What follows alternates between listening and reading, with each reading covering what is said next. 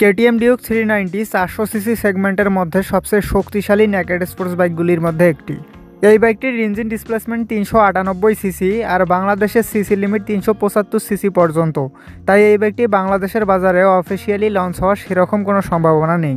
কিন্তু আমার এক সাবস্ক্রাইবার বারবার এই বাইকটি সম্পর্কে ভিডিও তৈরি করতে বলছিল, তাই আমি শুধুমাত্র তার জন্য এই ভিডিওটি তৈরি করছি। তবে হ্যাঁ, একটা উপায় আছে যে উপায়ে এই বাইকটি বাংলাদেশের বাজারে আসতে পারে, কিন্তু সেটা সম্পর্কে বলবো ভিডিওর শেষ অংশে। তো চলুন সকল বাজে কথা বাদ দিয়ে ভিডিওটি শুরু করা যাক।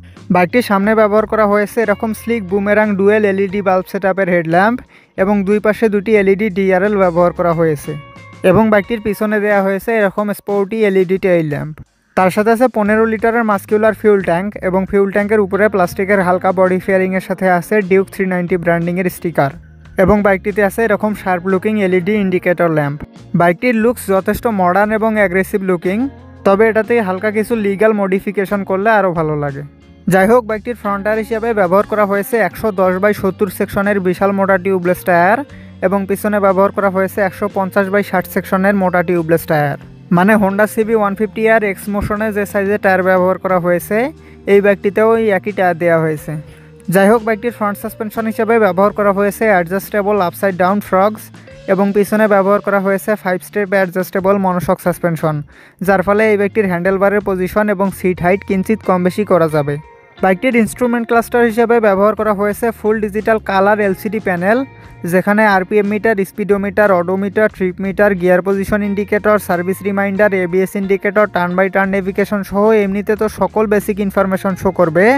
তার সাথে আছে ব্লুটুথ কানেক্টিভিটি, যার ফলে আপনি আপনার স্মার্টফোনকে এই মিটারের সাথে কানেক্ট করতে পারবেন এবং সেখানে বেশ কিছু বেসিক ইনফরমেশন পেয়ে যাবেন। তাছাড়া এই বাইকটিতে ট্রাকশন কন্ট্রোল, কুইক শিফটার এবং স্লিপার ক্লাসের মতো কিছু হাইটেক ফিচার্সও ব্যবহার করা হয়েছে। আরও আছে 3টি riding mode, street mode, rain mode এবং ট্র্যাক মুড। বাইকটির ব্রেকিং সিস্টেম হিসাবে সামনে ব্যবহার করা হয়েছে 320 মিলিমিটারের ডিস্ক ব্রেক এবং পিছনে ব্যবহার করা হয়েছে 240 মিলিমিটারের ডিস্ক ব্রেক। তার সাথে আছে dual channel anti-lock braking system বা এবিএস, যেটা যথেষ্ট ভালো।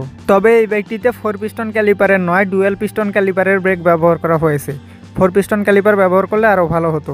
বাইকটির সর্বনিম্ন সিট হাইট 800 মিলিমিটার এবং সর্বোচ্চ সিট হাইট 820 মিলিমিটার আর এটার ওজন 168 কেজি, যার ফলে এই বাইকটি কমফোর্টেবলি চালাতে হলে আপনার হাইট কমপক্ষে 5 ফিট 5 ইঞ্চি হতে হবে।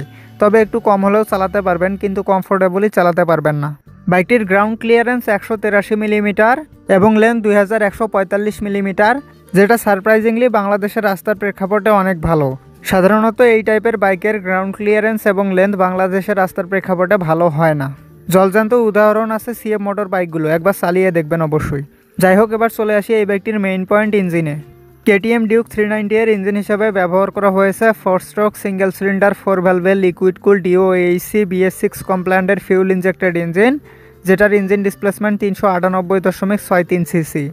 আর এই ইঞ্জিনটি সর্বোচ্চ 44 হর্স পাওয়ার এবং 39 নিউটন মিটার টর্ক উৎপাদন করতে সক্ষম, যার ফলে এই বাইকটিতে 0 থেকে 100 কিলোমিটার পার আওয়ার গতি ওঠাতে সময় লাগে 5.37 সেকেন্ড, 0 থেকে 120 কিলোমিটার পার আওয়ার গতি ওঠাতে সময় লাগে 8 সেকেন্ড এবং 0 থেকে 150 কিলোমিটার পার আওয়ার গতি ওঠাতে সময় লাগে 15.3 সেকেন্ড। এবং বাইকটিতে প্রায় 169 kilometre per hour top speed পাওয়া যায়, যেটা এই সেগমেন্টের বাইক হিসাবে অনেক ভালো। আর বাইকটির ফিউল সাপ্লাই সিস্টেম হিসাবে ব্যবহার করা হয়েছে এফআই অর্থাৎ ফিউল ইনজেকশন সিস্টেম এবং কেটিএম দাবি করে এটা সিটির মধ্যে 25 কিলোমিটার আর হাইওয়েতে 30 কিলোমিটার পথ যাবে 1 লিটার পেট্রোলে। ভারতের বাজারে কেটিএম ডিউক 390 এর এই নতুন ভেরিয়েন্টের বর্তমান বাজার মূল্য 2,95,000 রুপি এবং এটা এক্স শোরুম প্রাইস। আর এটার ইঞ্জিন ডিসপ্লেসমেন্ট বাংলাদেশের সিসি লিমিটের তুলনায় বেশি হওয়ায় এটা বাংলাদেশের বাজারে আসবে না। কিন্তু এই বাইকটির যে পুরনো ভেরিয়েন্টটি ছিল সেটার ইঞ্জিন ডিসপ্লেসমেন্ট ছিল 373.2 সিসি, তাই সেই বাইকটি বাংলাদেশের বাজারে আসার সম্ভাবনা ছিল, কিন্তু ওটা তো ডিসকন্টিনিউ হয়ে গেছে। তবে এই সেম বাইকটির একটা 250 সিসির ভেরিয়েন্ট আছে, যেটার নাম কেটিএম ডিউক 250, আর সেই বাইকটি বাংলাদেশের বাজারে আসতে পারে এবং এটা নিয়ে আমি একটা বিস্তারিত ভিডিও তৈরি করেছি, যেটা আপনারা ইন্ডি স্ক্রিনে পেয়ে যাবেন এবং ভিডিওটির লিঙ্ক আমি ডিসক্রিপশন বক্সেও দিয়ে দেব। তো এই ছিল আজকের video. Ride safe for ride again, see you in the next video.